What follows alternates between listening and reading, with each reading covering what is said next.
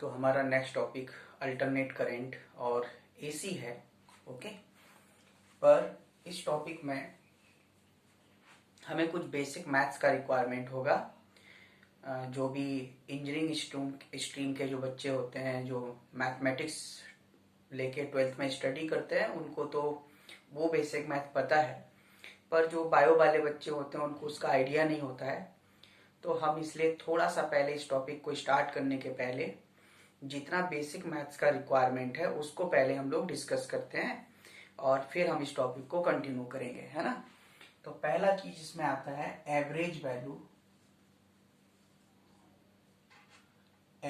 Value of function.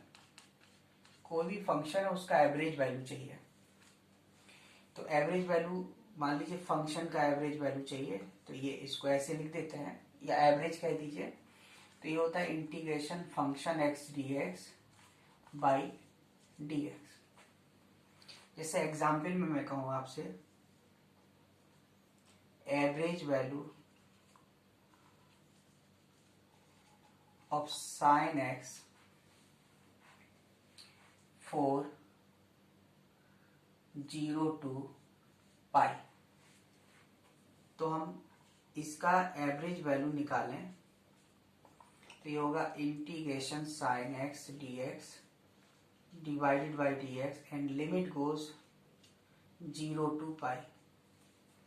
So integration of sine x is minus cos x and limit goes 0 to pi x 0 to pi cos pi minus cos 0 upon pi minus 0. Cos pi is minus 1, cos 0 is 1, minus 2 and minus become plus, so its value will be 2 upon pi.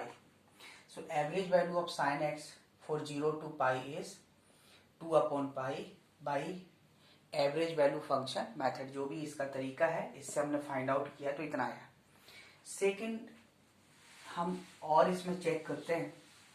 जैसे हमने average value of sine x for 0 to पाई निकाला, ऐसी full cycle मतलब पूरा एक oscillation लें। तो second, average value of sin x for x equal to 0 to 2 pi. Again, average value of sin x is sin x dx by dx and limit goes 0 to 2 pi. सिर्फ limit change होना है, method वही है ना। तो integration of sin x is minus cos x and limit goes 0 to 2 pi x 0 to 2 pi minus cos 2 pi minus cos 0 upon 2 pi minus 0.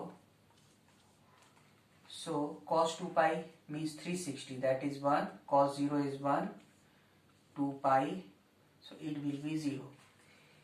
Average value of sin x for 0 to 2 pi will be 0. चलो ये भी हो गया। Now third,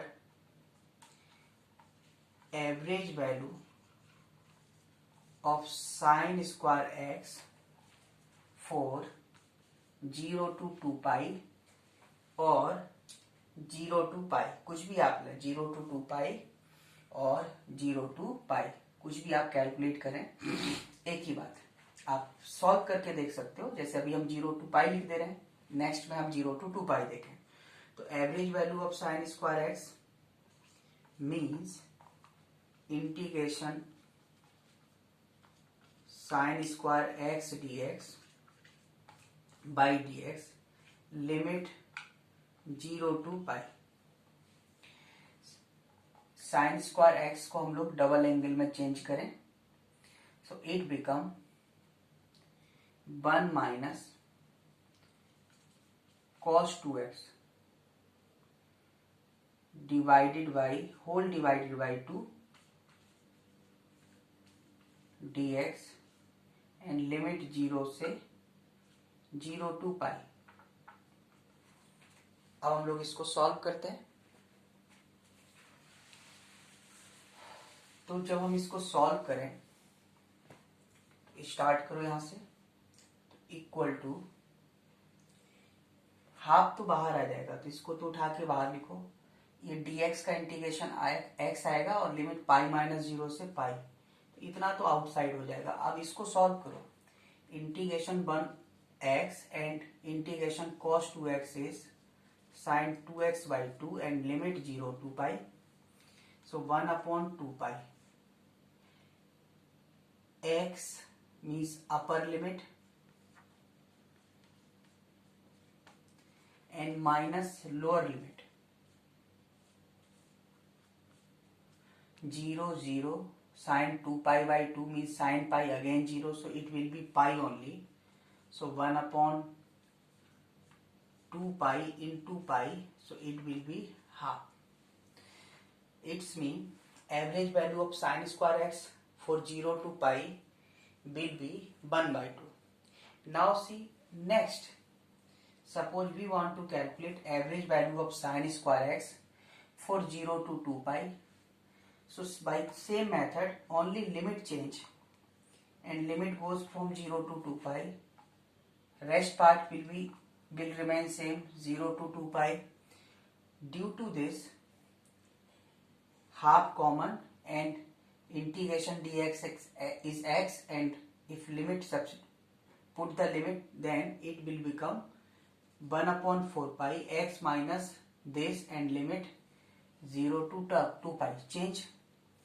So ये तो 1 upon 4 pi था, यहाँ पे 2 pi हो जाएगा और sin 4 pi by 2 बनेगा, होल डिवाइडेड बाई 2 बनेगा, 0 माइनस दिस, ये sin 4 pi again equivalent to sin 0, so 0 and it 4 pi and 2 pi, so again value, it means average value of sin square x for limit 0 to pi and 0 to 2 pi दोनों के case के लिए कितना होता है, 1 by 2 होता है। तो अब हम इसको डायरेक्ट कंक्लूजन अभी हमने आपको ऐसे बता दिया, लेकिन जो हम इसमें यूज करेंगे एवरेज वैल्यू का कंसेप्ट, उसको हम नोट करके लिख रहे हैं। तो अब आपको डायरेक्ट याद रखना है और वो हमारे कैलकुलेशन में बड़ा काम आएगा। क्या? तो इसको हम नोट करके आपको बताते हैं कि एवरेज वैल्यू ऑफ, जैसे साइन एक्स हो, cos x, sine 2x, cos 2x, sin x by 2, cos x by 2 and so on.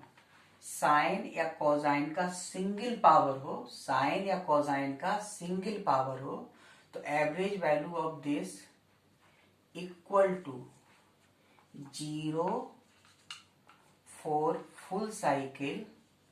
Full cycle का मतलब जब एक ऑसिलेशन पूरा हो जाए, जैसे साइन या कोसाइन का ग्राफ का आइडिया तो है ही तुमको, SHM की तरह जो वेव होता है, वेव की तरह चलता है। तो जब एक पूरा हो जाए, एक वेव पूरा आप बना लो, तो उसके लिए एवरेज वैल्यू कितना होता है, 0 होता है। And 2 upon pi for half cycle.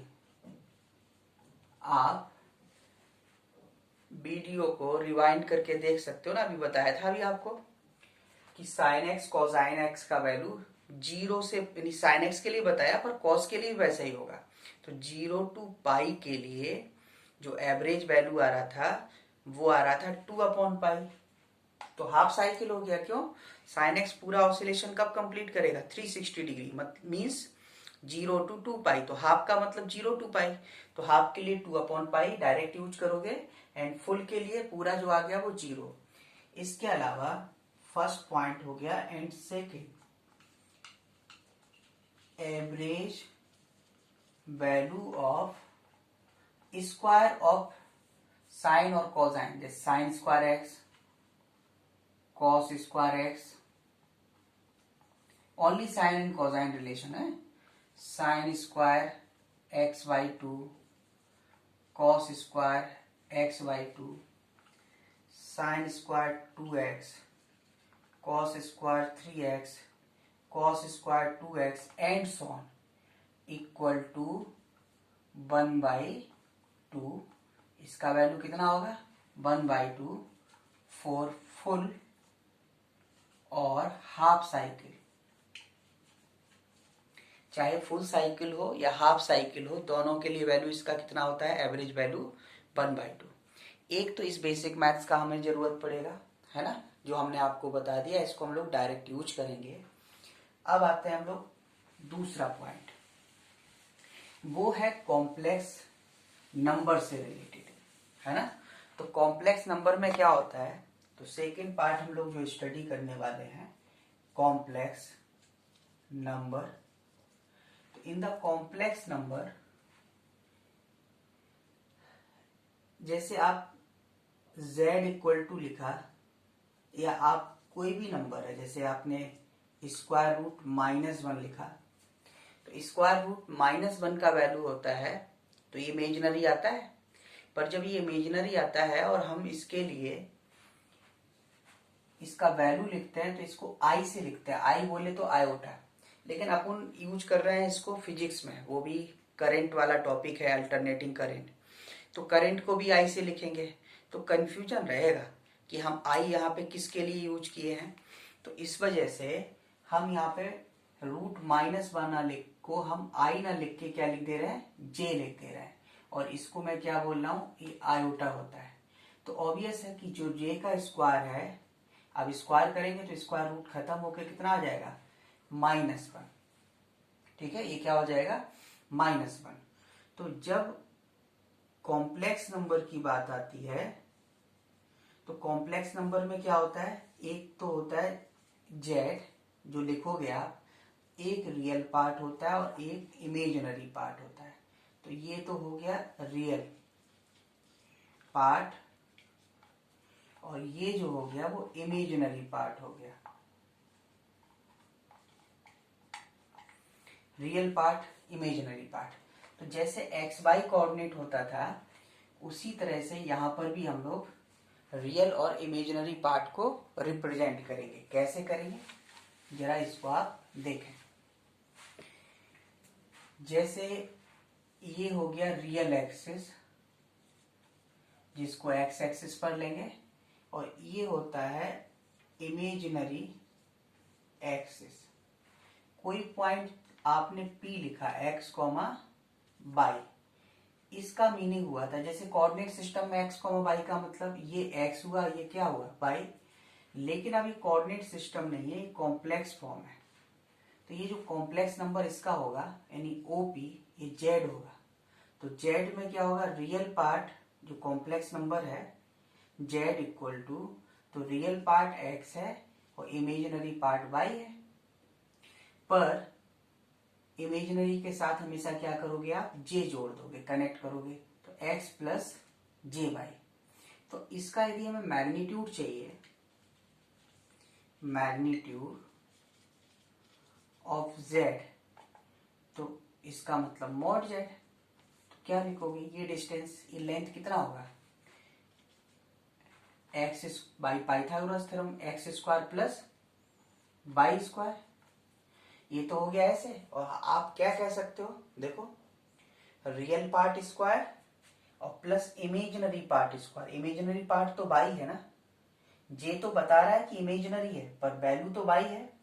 तो हम मॉड जेड कैसे निकालेंगे, real part square plus imaginary part square. ये एंगल निकालना हो, जिसको हम लोग और आर्गुमेंट भी बोलते हैं, तो इससे tan थीटा क्या लिख सकते हो, परपेंडिकुलर बाई अपॉन एक्स, मतलब imaginary by by real part. तो इस तरह से हम लोग क्या फाइंड आउट कर सकते हैं, आर्गुमेंट फाइंड आउट कर सकते हैं। ओके, तो हम एक तो इसका यूज करेंगे। दूसरा, अभी हमने बताया कि जे बेसिकली आई होता है, आयोटा को आई से लिखते हैं, आप मैथ में कॉम्प्लेक्स में पढ़े होगे, आई लिखते हैं, पर यहाँ करंट में भी हमें इसका यूज करना है, तो कंफ्यूजन रहेगा, इसलिए हम इसको क्या लिख रहे हैं, जे।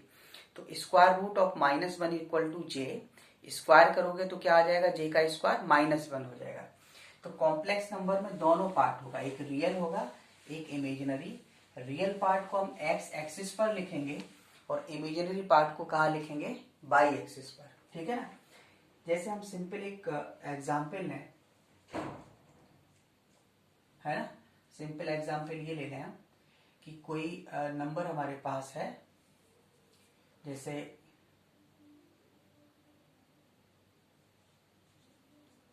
Write down following in complex form, जैसे 2,3 -5,7 C 2,0 0, -5 कुछ ऐसे लिखा है। तो simple a z equal to real part x and imaginary part by, बस इमेजिनरी के साथ क्या करना, जे और मिलाना है आपको। बी में आप लिखोगे तो कॉम्प्लेक्स क्या होगा, -5 real and imaginary 7, see real part is 2 and imaginary part is 0, so only 2. D part, real part is 0 and imaginary part is j 5, so it can be written by this. अब इसके magnitudes निकालने होते हैं तो हम वो भी find out कर सकते हैं मॉड कैलकुलेट करके, है ना। Now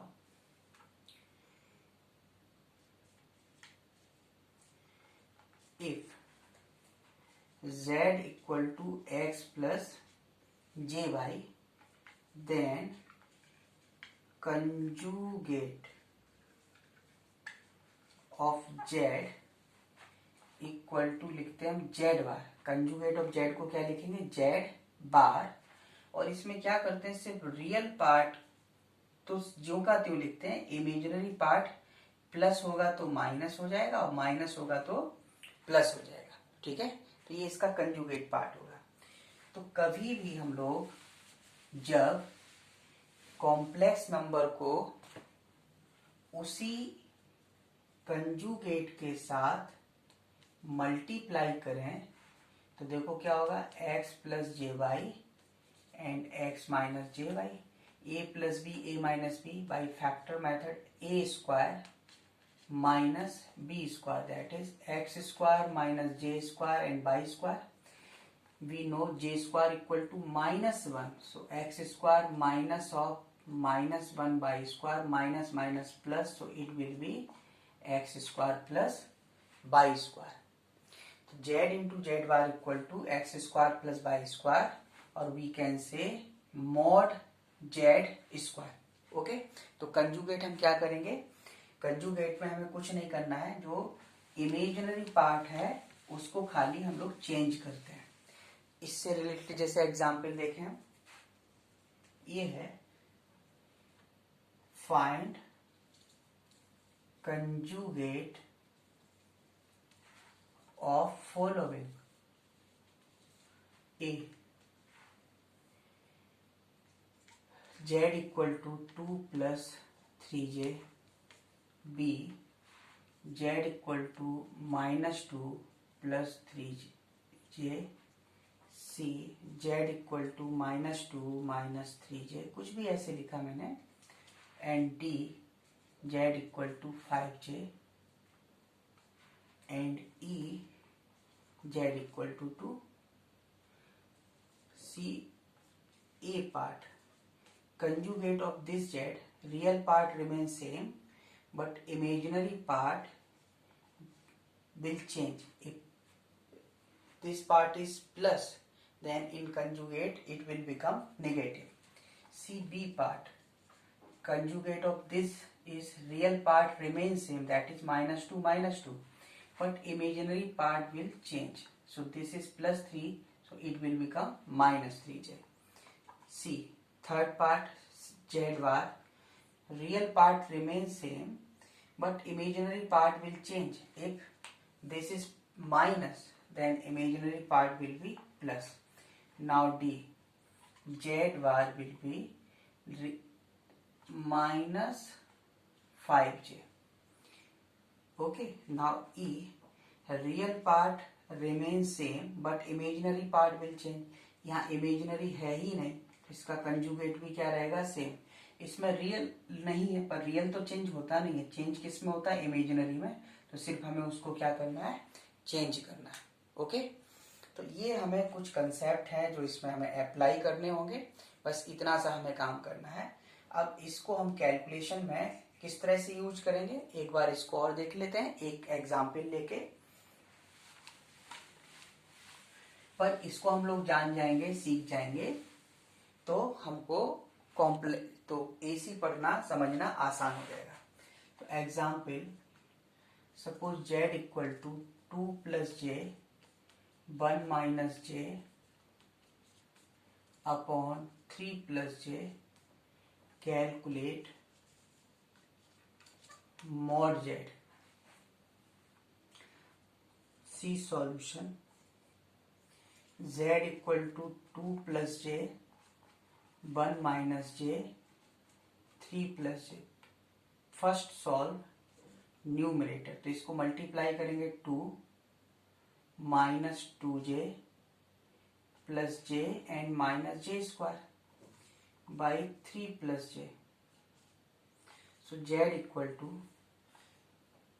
minus 2 minus j square is -1 3 plus j। So z equal to minus minus plus 3 minus j upon 3 plus j। Mod तभी ले सकते हैं जब सब कुछ न्यूमरेटर में हो। तो डिनोमिनेटर में कॉम्प्लेक्स नंबर है, तो पहले इसको खत्म करने के लिए हम इसके कंजुगेट का ऊपर नीचे क्या करेंगे, मल्टीप्लाई। सो 3 माइनस जे अपॉन 3 प्लस जे, डिनोमिनेटर को खत्म करना है, तो इसका कंजुगेट कितना होगा, 3 माइनस जे। इधर मल्टीप्लाई किया तो इधर भी करना पड़ेगा, तो ये तो हो जाएगा 9 plus J square minus 6j, और a plus b a minus b is 9 minus j square. J square is -1, so minus minus plus, so 1/10। 9 minus j square is -1, so 9 minus 1 minus 6j, this is 8, so 1/10 8 minus 6j। Now mod z, 1/z 8 square, real part square, imaginary part, 8 square plus 6 square is 100, square root will be 10 divided by 10, so it will become 1. So this is the answer. तो कुछ इसी तरह का concept हम लोग क्या करेंगे, use करेंगे, और उसको हम लोग जब क्वेश्चन में अप्लाई करना स्टार्ट करेंगे तो हम उसको एक्सप्लेन करेंगे उस मोमेंट पे, पर आप समझ पाओ इसलिए हमने पहले से आपको एक्सप्लेन कर दिया। तो अब हम लोग स्टार्ट करें जनरल बातें। पहले current, electric current is the rate of charge flow, जो करंट इलेक्ट्रिसिटी में हमने आपको बताया था dq/dt, है ना। तो ये करंट का मतलब होता है इंस्टंटेनियस करंट। इंस्टंटेनियस का मतलब जब जिस मोमेंट पे आपको स्टडी करना है, तो if we plot the graph between charge and time, then its slope give current. So I equal to dq/dt and slope means tan theta. Okay, so its slope gives current flow through it. Now also we can calculate charge if I and t is given, so q will be I dt. It's mean if t and I plotted, then this is the area under the IT curve with the time axis. Okay, this is the instantaneous current. And next, average current. So average current is defined as I average net charge flow by total time taken. even net charge flow can be calculated by integration I dt, and total time taken is t, can be written as dt. So okay, so I dt by dt, or I already told you average value function is function x dx upon dx. If function is x, function in terms of t, then suppose I is the function of t, then I dt by dt. तो इससे हम लोग calculate कर सकते हैं जिस limit तक भी आपको बताया जाएगा, ठीक है ना.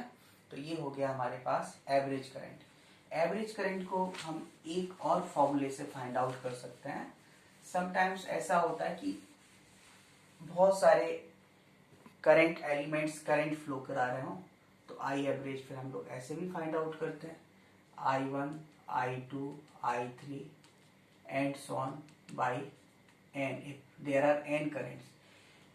Suppose incoming current भी है, outgoing है, तो then incoming taken as positive and outgoing taken as negative. So it will be like this. Next, mean square current. Mean square current is defined as average value of square current or I square bar will be I1 square plus I2 square plus I3 square plus and so on In divided by n, or we can say other formula, integration average value of I square is I square dt by dt. तो इससे हम mean square current find out कर सकते हैं. And RMS current means root mean square current, and this will be square root of mean square current or I square dt by dt. Mean square current means average value of square current. So square current is I square and its average value I square dt by dt, just like function x dx by dx. Okay. By this formula, now we calculate instantaneous current, average current and mean square current. तो see example, if I equal to I naught sin omega t, where omega equal to 2 pi by t, then calculate average current for full cycle, B average current for half cycle, and C RMS current. RMS current. So now solution. A part, average current is I dt by dt. Here I is I naught, which is constant, sin omega t dt by dt. Here limit goes for time for full cycle, that is limit goes 0 to t, 0 to t. You can calculate by substitute omega equal to 2 pi by t, or we can use direct result as we write earlier. Basic maths में अभी मैंने बताया था आपको, average value of sine x cos x, sine 2x cos 2x, sine 3x cos 3x for full cycle will be 0. So 0 to t means it completes one full cycle, so its value will be 0. So I naught into 0, that is 0. So its average value for full cycle will be 0. Now average value for half cycle, again formula is I dt by dt. So I naught sine omega t dt by dt, and limit goes for half cycle, that is 0 to t by 2. Limit तो ऐसे रखेंगे ना, यहाँ theta होता तो theta का limit रखते, time है तो टाइम का लिमिट रखना पड़ेगा, बट ये पता है कि ये हाफ साइकिल है. Half cycle means corresponding to 0 to pi. तो 0 टू पाई के लिए हमने आपको साइन थीटा का एवरेज वैल्यू बताया 2 अपॉन पाई था. 2 अपॉन पाई अभी बताया मैंने, तो कितना हो जाएगा 2 आई नॉट अपॉन पाई. ये हो गया. जैसे अब हमने average for full cycle find out किया, हाफ साइकिल फाइंड आउट किया, इसी तरह से हम लोग फाइंड आउट करते हैं अब RMS value. So now C part, I RMS equal to square root I square d t by d t. I square means I naught square sine square omega t d t by d t, full और half, that is 0 to T और 0 to T by 2. तो 0 to T और 0 to T. हालांकि ये square function है तो इसका full cycle जो साइन का हो रहा था उसके हाफ पर ही हो जाएगा. यदि साइन थीटा अपना रिपीटिशन 2 पाई के बाद स्टार्ट करेगा तो स्क्वायर फंक्शन पाई के बाद ही स्टार्ट करेगा. पर ये मैथमेटिक्स स्टूडेंट, जो भी बच्चे मैथमेटिक्स पढ़ के आते हैं वो ये सब बात जल्दी से समझ पाते हैं, बायो वाले नहीं समझ पाते हैं. तो अभी आप वो सब हेडिक मत लो.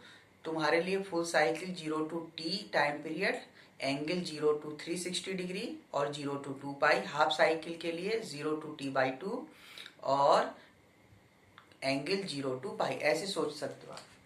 सो अब देखो ये तो एवरेज वैल्यू बन गया, और इसका एवरेज वैल्यू क्या बताया, स्क्वायर फंक्शन का एवरेज वैल्यू बताया था 1/2. So it will be I R M S equal to I naught by √2. तो ये क्या हो जाएगा आई नॉट बाई √2. इसी तरह का हम लोग एक और एग्जाम्पल करते हैं, ठीक है. इसी तरह का वन और एग्जाम्पल देखें. जैसे question is if instantaneous current is A plus B sin omega t while omega equal to 2 pi by t, then calculate average value or average current for half cycle, B for full cycle, C RMS current. C solution A. I average is integration I dt by dt. So it will be A dt plus B sin omega t dt divided by dt and dt. See, this will become A plus B. Now integration sin omega t dt by dt, second term, for half cycles, that is for half time period. So 0 to t by 2 dt. So A plus B half cycle के लिए sine theta cos theta ये सब का value 2 upon pi, direct याद रखो. So I average will become A plus 2b by pi.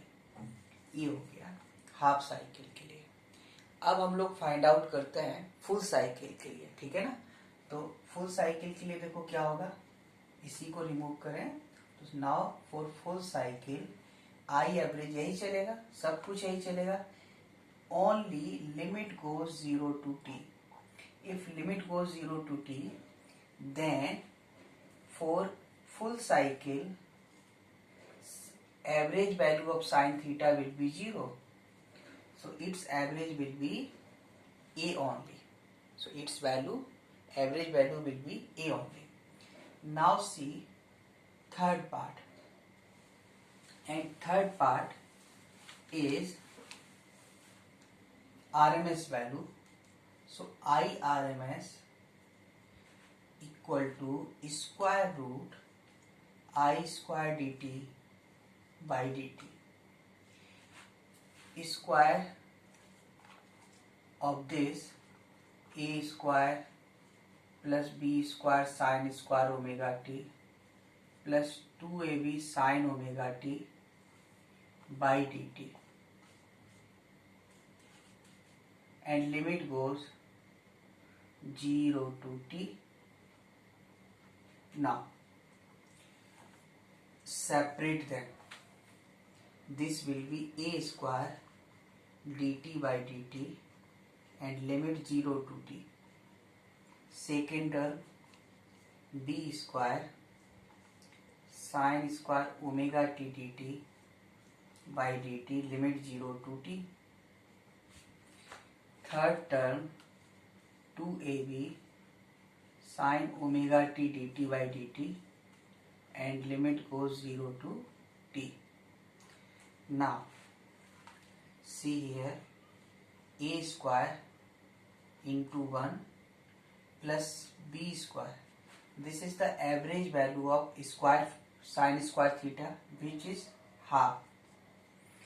2ab, this is the average value of sine theta, equivalent to sine theta. So it is 0. So average value means RMS value is A square plus B square by 2. Okay. See one more example.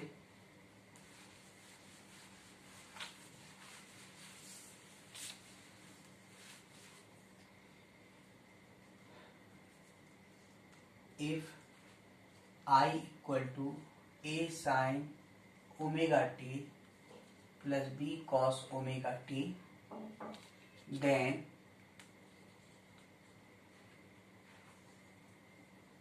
calculate RMS current. So IRMS equal to square root I square dt by dt. So it will become A square sine square omega t plus B square cos square omega t plus 2ab sine omega t cos omega t, 2ab sine omega t cos omega t dt by dt, and limit goes 0 to t. इसको आप separate करो तो ये देखो क्या होगा, A square sine square omega T dt by dt, limit goes 0 to t. Similarly here B square sin square cos square omega t dt by dt, and limit goes 0 to t. And third one AB and 2 sin omega t cos omega t will become sin 2 omega t by dt, and limit goes 0 to t. We know average value of square function is half, so B square half, and average value for full cycle complete sine or cos, so it will be AB into 0. So final result is A square plus B square by 2. Okay, so this is the RMS value. Now alternating current and alternating voltage. Alternating current and alternating voltage. So I equal to I naught sine omega t. This is instantaneous current plus phi. In general case लिख रहे हैं. So here I naught peak current or max current, and I is the instantaneous current. Omega t plus phi is phase angle in which omega t portion is known as instantaneous phase and phi is known as initial phase or epoch.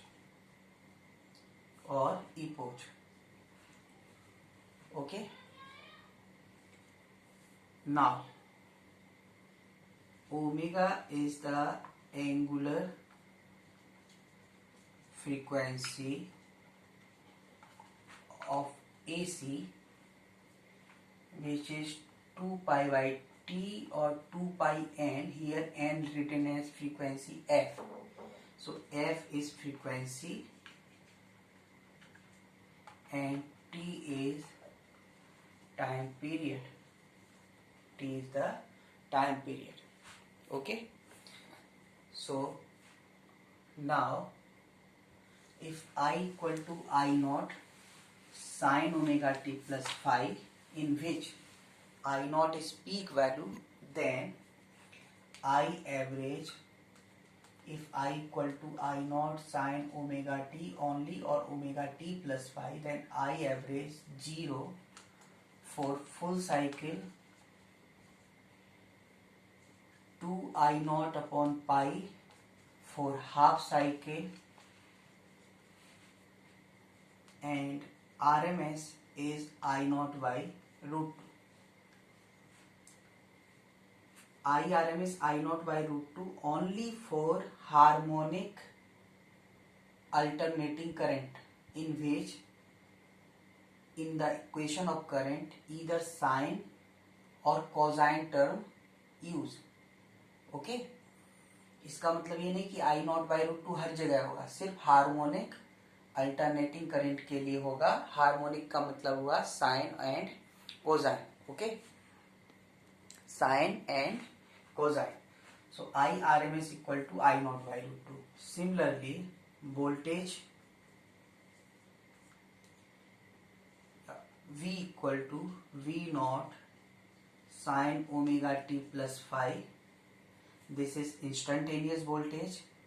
B naught is the peak voltage and B RMS is V naught by root 2 and V average is 0 for full cycle and 2 V naught upon pi for half cycle. बिल्कुल उसी तरह से हम लोग यहाँ पे लिखेंगे. ठीक है. Now study the difference between AC and DC. Between AC and DC. Symbol of AC is in a circle. A sine curve is made. While for DC source we use battery. Okay.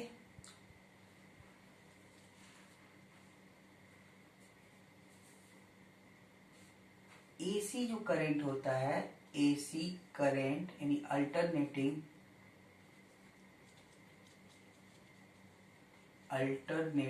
Current will flow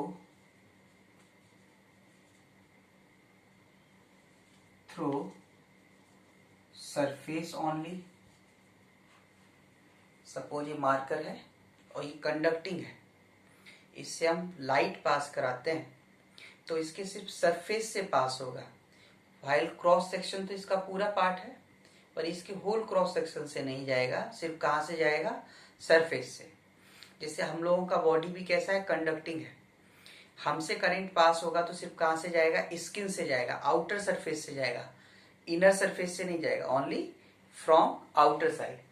so alternating current will flow through surface only, while direct current will flow through whole cross section. यदि ये solid है तो इसको हम cut करेंगे तो surface आएगा, cross section आएगा, तो उसके होल क्रॉस सेक्शन से पास होगा। वही यदि एसी हुआ, अल्टरनेटिंग करंट हुआ, तो फिर वो सिर्फ कहां से जाएगा, सरफेस से जाएगा। So for this purpose, for AC always multi wire use. आप लोग घर में देखेंगे जो सप्लाई है, डोमेस्टिक सप्लाई है, वो तो एसी ही है।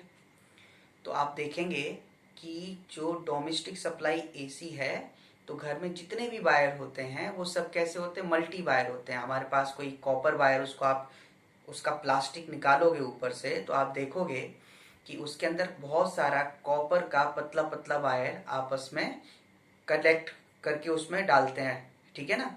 तो बहुत सारा पतला पतला वायर निकलेगा कॉपर का, क्योंकि इसके लिए क्या करते हैं, मल्टी वायर यूज करते हैं, ठीक है ना, क्योंकि इसमें सरफेस एरिया बढ़ाना है।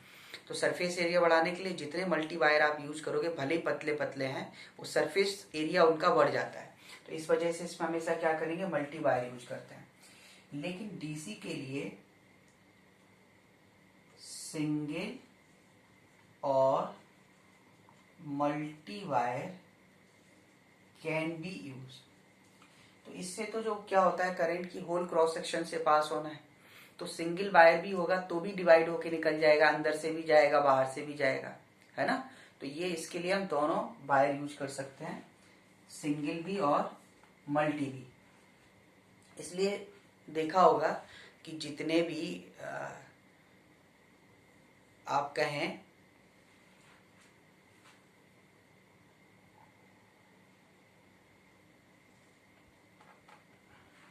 अच्छा, और इसको देखें फिर हम इसको बताते हैं आपको।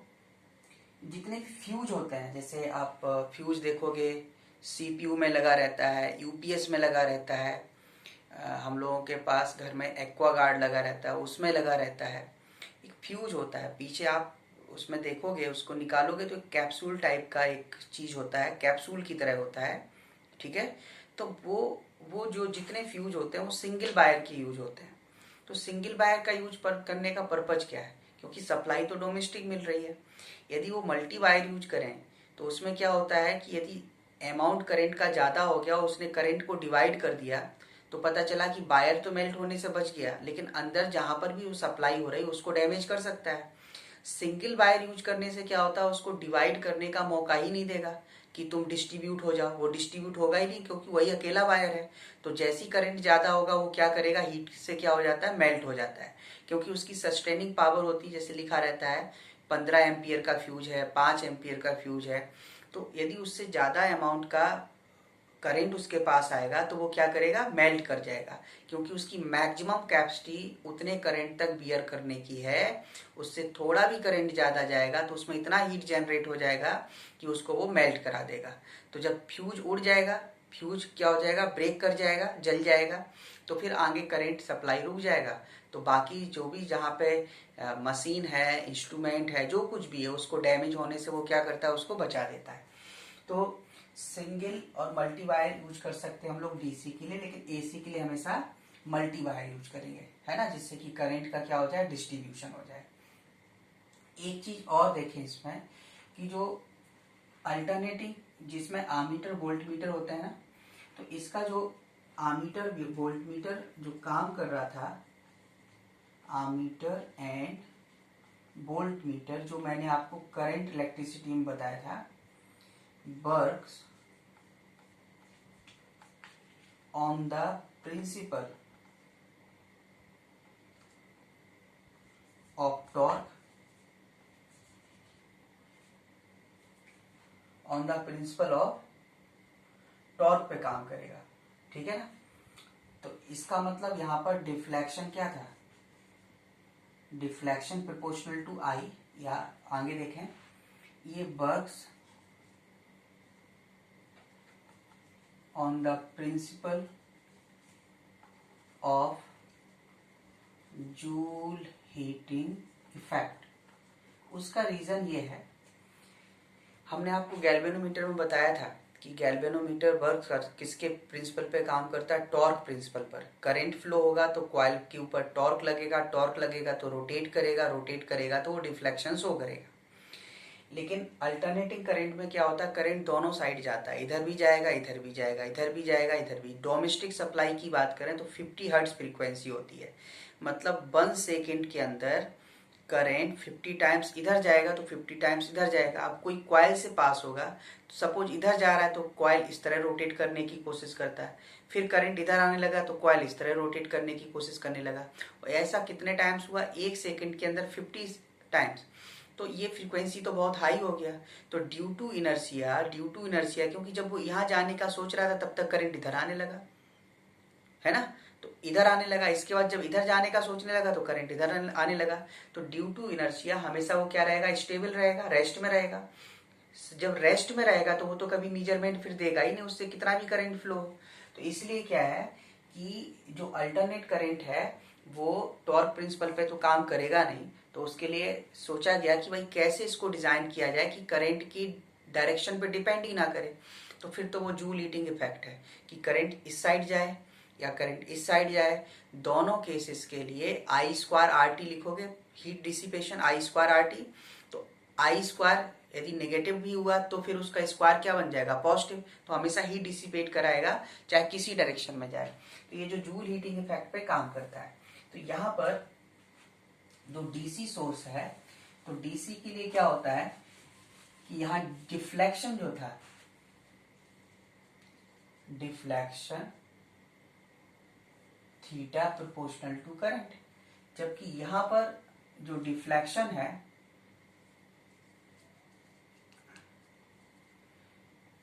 Deflection proportional to H, H मतलब heat, means deflection proportional to H, heating effect पे। और एच क्या होता है, proportional to I square R T, ये लिखते हैं तो प्रोपोर्शनल टू आई स्क्वायर आ जाएगा। तो इस वजह से जो डीसी आमीटर और वोल्ट मीटर होते हैं इसके जो डिवीजन होते हैं, जैसे 0 है, 1 है, 2 है, 1 है, 2 है, इसमें उल्टे डायरेक्शन में चलेंगे तो इधर भी 1 2। तो यहाँ पर जो गैप होता है हर डिवीजन के बीच क्या होता है, इक्वल होता है। और यहाँ पर जो काम करता है वो एंगुलर डिफ्लेक्शन पे काम करता है। लेकिन अल्टरनेटिंग के लिए क्या होता है कि यदि ये 0 है तो यहाँ पे 1 है, तो 2 का गैप इससे ज़्यादा होगा, 3 का गैप इससे ज़्यादा होगा। मतलब कंजुगेटिव जो गैप आप देखोगे डिविजन्स के बीच वो क्या करेगा, इंक्रीज करता चला जाएगा। यहाँ पर जो गैप होते हैं वो क्या होते हैं, इक्वल होते हैं। लेकिन इसमें जैसे जैसे रीडिंग बढ़ता जाएगा गैप क्या होगा, डिवीजन का जो गैप है वो इंक्रीज करता जाएगा, ठीक है। क्योंकि किस पे डिपेंड कर रहा है, प्रोपोर्शनल टू आई स्क्वायर। समझ गए ना बात। तो इसलिए जैसे जैसे रीडिंग बढ़ेगा ये गैप क्या करेगा, इंक्रीज करता जाएगा। यदि आपके घर में एसी है और उसमें आप देखना स्टेबलाइजर लगा हो और उसका जो उसमें जो भी वोल्ट मीटर उसमें वोल्ट मीटर लगा होगा, यदि वो डिजिटल ना हो मैकेनिकल है, तो उसमें आप देखना कि उसका जो नीडल होता है उस पर रीडिंग लिखा होगा, ठीक है। तो उसमें आप देखना 0, उसमें जैसे 0 से 50 का जो गैप है वही उतने ही गैप पे 50 से उसने 150 कर दिया होगा, और फिर उसी गैप पे उसने 150 से 300 कर दिया होगा। गैप बराबर है, रीडिंग बढ़ा दी तो भी काम चल गया। तो इक्वल क्योंकि उतना ही गैप पर तो वैल्यू क्या आएगी, कम आएगी, और उस उतने ही गैप पर हम दिखाना चाहते हैं तो वैल्यू क्या हो जाना चाहिए, ज़्यादा। तो जैसे जैसे रीडिंग बढ़ता जाएगा वो gap between successive division will increase. तो उसमें आप देखोगे तो इस तरह से लिखा, जैसे ये इसको लिख दिया उसने 50 वोल्ट, तो इतने पर 50 होना चाहिए बराबर पर 50 नहीं होगा, इसको क्या लिखेगा 100 वोल्ट सेम गैप पर, तो ज्यादा हो गया ना, तो यहाँ 100 वोल्ट, फिर उतने ही गैप पर 100 नहीं होगा और ज्यादा हो जाएगा, पता चलेगा कि यहाँ 50 का डबल हुआ, यहाँ पे हो सकता है कि ये गैप 150 हो जाए, तो गैप जैसे जैसे बढ़ेगा इंक्रीज करता जाएगा रीडिंग। अब एक चीज और देखें कि जो आमीटर या वोल्ट मीटर होते हैं, आमीटर कौन से वाले, डीसी वाले, volt meter measure instantaneous value while AC ammeter and voltmeter measure RMS value. जैसे इस पे हमने आपको कोई एग्जाम्पल में ऐसे लिख दिया और यहाँ लिख दिया 200 वोल्ट, जब कुछ मेंशन नहीं होगा इसका मतलब क्या होगा, इफ रीडिंग इस तरह से दे रखा है इसका मतलब हुआ RMS value of giving source is 200 volt. लेकिन मैं इस पे लिख दूं कि ये पीक वैल्यू है तब पीक लेना है, और अदरवाइज कुछ ना लिखा हो तो RMS, लेकिन इसके साथ लिखा हो जैसे 200 साइन ओमेगा टी, ऐसे कुछ लिखा होगा, तो जब इस तरह से कुछ लिखा होगा 200 साइन ओमेगा टी, तब फिर हमको इसको क्या मानना है, तब तो फिर वो इंस्टेंटेनियस वोल्टेज हो जाएगा। इंस्टेंटेनियस वोल्टेज हो जाएगा तो फिर RMS V0/√2 से कैलकुलेट कर सकते हैं, है ना, पीक वैल्यू V0 हो जाएगा, फिर हम लोग उस हिसाब से इसको सॉल्व करेंगे।